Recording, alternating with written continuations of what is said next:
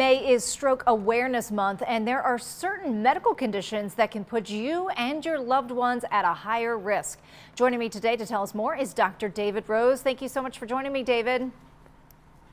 My pleasure. How are you? Good, thank you. All right, tell me a little bit about the importance of Stroke Awareness Month. Sure. So May is Stroke Awareness Month, and it's important to know if you have risk factors for stroke or if you develop a stroke, what to do and where to go. Certainly the mnemonic is FAST. We all have to know about F-A-S-T. F is for facial droop. A is for arms. Put your arms up. If you have a drift of one of your arms, you could be having a stroke. S is for slurred speech or trouble getting the words out, understanding speech. And T is for time, which means go to the ER immediately if you're developing these signs of stroke, because there are agents we can give you to reverse a stroke from happening. Okay, and then I understand there's a condition that can increase the likelihood that someone might have a stroke. Yes, something called atrial fibrillation, which is an irregular heartbeat, an electrical problem in the heart that causes clots to form inside the heart that can flick off and go to the brain, clog up the pipes in the brain, and cause a stroke. And one of these symptoms, the F, A, and S in the FAST mnemonic. So certainly if you or someone you know has atrial fibrillation in the heart, you should consider being on a strong blood thinner like Pradaxa, which is one of the new agents, or warfarin, which is one of the older timey drugs, to thin the blood enough in order to prevent a stroke from happening in the brain. So how do I know if I have AFib?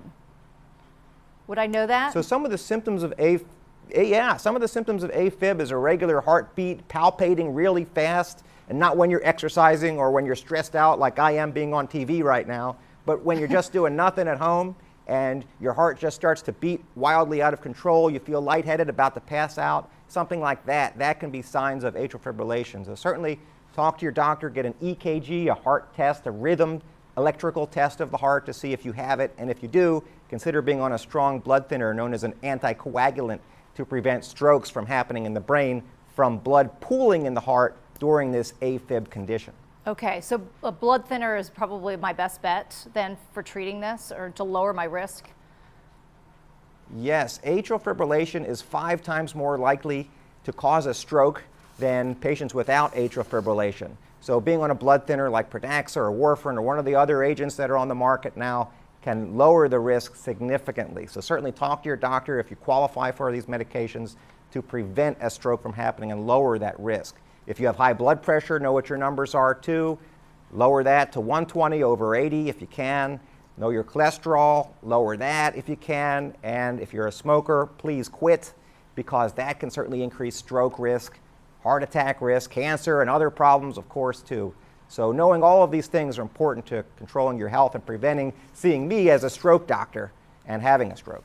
Right, we want to avoid seeing you, no offense, but where should people go for more information if they're interested? If they're interested, I recommend going to the American Stroke Association, AHA.org. It's a website that has a lot of great information. But just type in the word stroke or atrial fibrillation, and you can certainly find out more online.